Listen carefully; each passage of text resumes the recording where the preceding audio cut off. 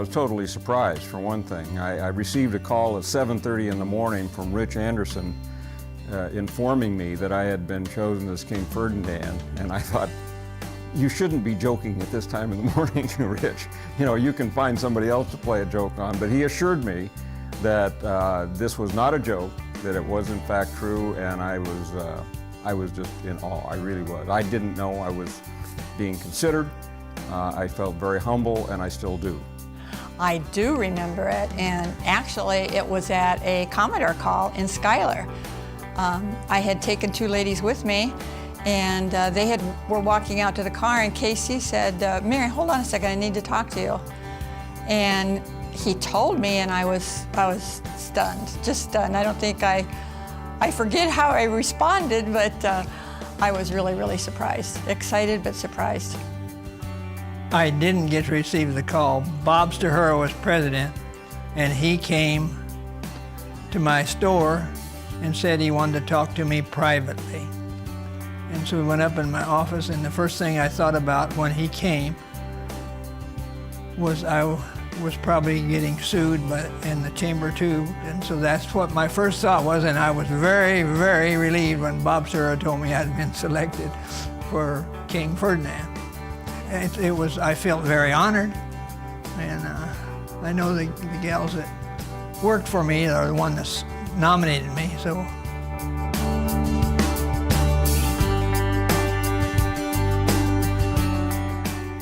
Talking with all the people, you know, being a part of the whole Columbus Day thing was just so exciting. I mean, from the dog show to the, just everything. The turtle races, I mean, everything that we did that weekend was just fabulous.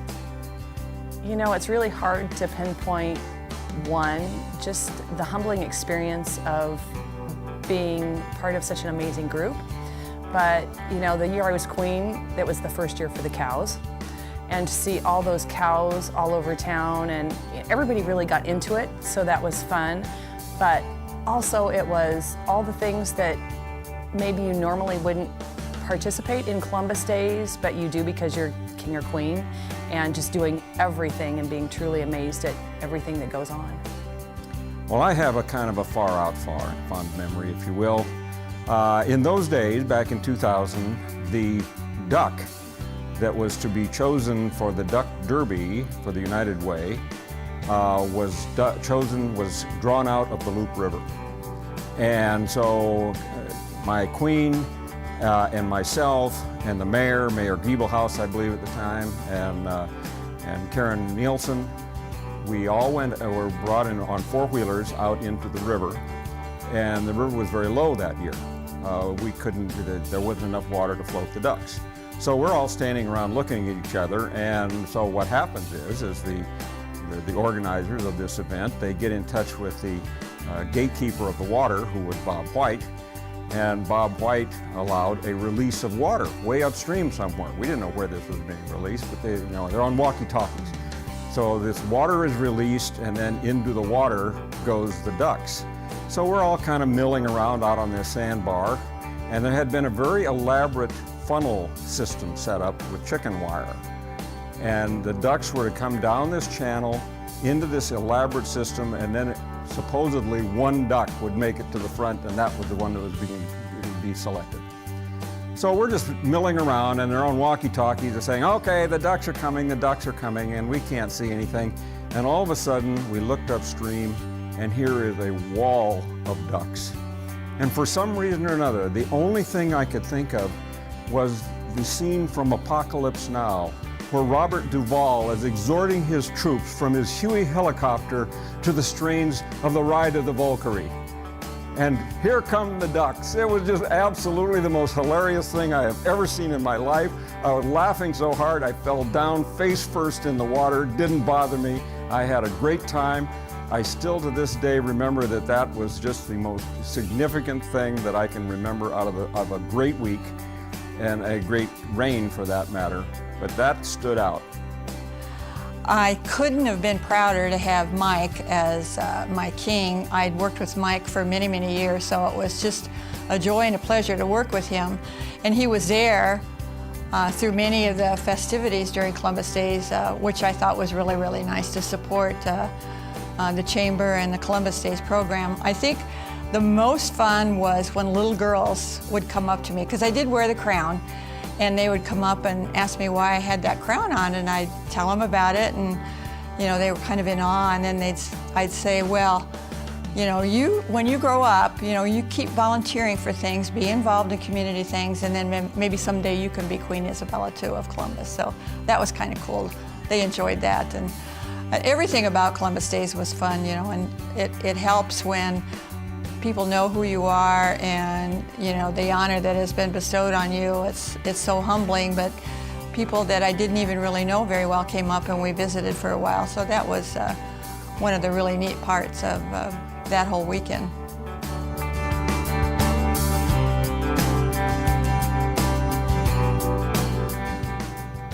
Not really. I had always said that my dad set the bar for community service, and I've tried to live up to that bar ever since and never have been able to. But I felt community service was very important then. I still do, as you're aware of some of the things that I'm involved in and continue to be involved in. And I just think that I was extremely fortunate to be in that club, if you will, and to be recognized for that community service. I believe in it sincerely before the fact, and I continue to believe in it today. Somebody made the comment to me that, oh gosh, once you're queen, you don't have to do anything anymore. And I guess I took that kind of as a challenge that, yes, I need to continue with my community service, maybe focusing and working a little more with not as many projects, because sometimes you can get overloaded and not do your best. But I think I still volunteer a lot.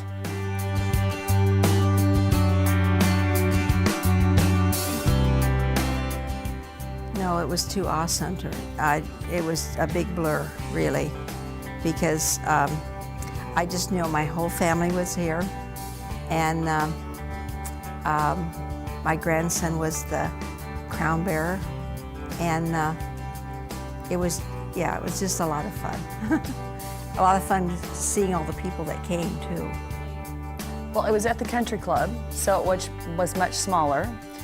In some ways that's good, in some ways that wasn't. We had so many people there and it was hard for everybody to see.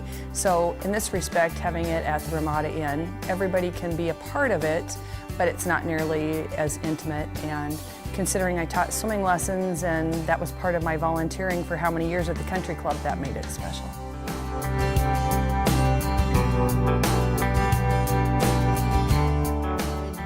After you get to be king or queen, don't quit volunteering. I think that's pretty important. I know so many times, if you're hoping to get an honor, and I'm not saying that anybody did, I hope it's mostly a surprise to everybody, like it was to me. It certainly was to me, that they continue to do things for the community. I think they need to just cherish every single moment of the weekend and the celebration, and to be, continue to be involved. It's almost like a family affair, I feel, and getting involved in that whole weekend is, I think, a big responsibility and a part of that role. If we do this again in the 80th year, I hope to be here telling the same story. I would say that it's really important. Community service is very important, and this is what this recognizes. And I have talked before to other groups about the importance of community service, but just because you may become recognized for your contribution to the community service doesn't mean you drift off into the sunset. Stay in there, hang in there. Institutional knowledge is becoming more and more important, and I believe that it is the people who have been and are being recognized for their community service that carry that institutional knowledge ahead and will continue to contribute to the community.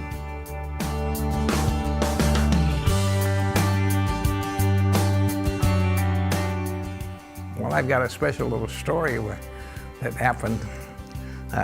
In the latter part of September, my younger brother called and says his son down in Arizona, Scottsdale, Arizona, needed his driveway widened, and being I'd retired, he wanted to know if I could fly down with him and help him widen the driveway, and I said, sure, no problem. So we flew down and worked for 2 days. The second day we finished the job, and my nephew says, well, Uncle, I'll take you guys out for supper. So, all right. So we cleaned up, and he says, there's a restaurant about half a mile from here that's just opening up.